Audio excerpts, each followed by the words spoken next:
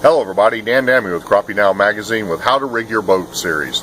This month we're going to talk about storing rods in a proper place, above deck or in your boat, in a way that's safe, secure, and a way you can get to the rods easily. One of the ways is to be able to go in and use this particular method, which is a Driftmaster above deck storage unit.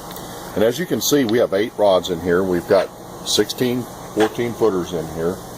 And you can see that this method here allows us to keep those rods steady, allows us to keep them from breaking, and also it's secure. It keeps people from stealing the rods.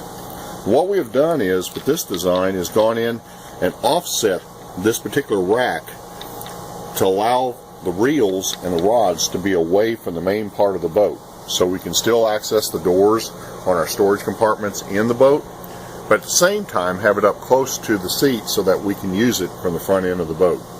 Great way to be able to keep them from breaking or falling out of the boat when you're running down the water, but it also allows these to be very secure in the boat while you're at the hotel, you're staying someplace, you're at home where you have to leave your rods out in your boat because you don't have any place else to store them. That way they're not going to be stolen.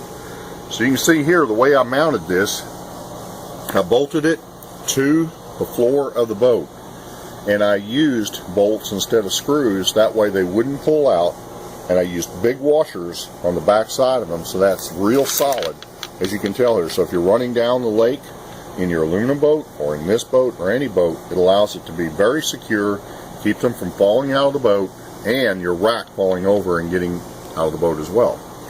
One other important aspect of this is to be able to have the forks on the back end of this, 2 forks that allows to support the middle of the rod as well as the end of the rod, towards the end of the tips. And as you can see, these rods lay flat, they lay straight, and they're separated so you're not getting them tangled up in the lines between the different rods and reels.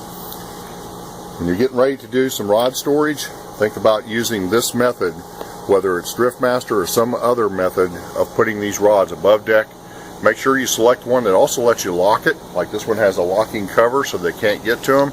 I've lost many a rod and reel at places that I've traveled in the last 5 years. So this method here keeps them secure. I'm Dan Dammy with Crappie Dan magazine. Let's go out and catch some fish and keep your rod safe.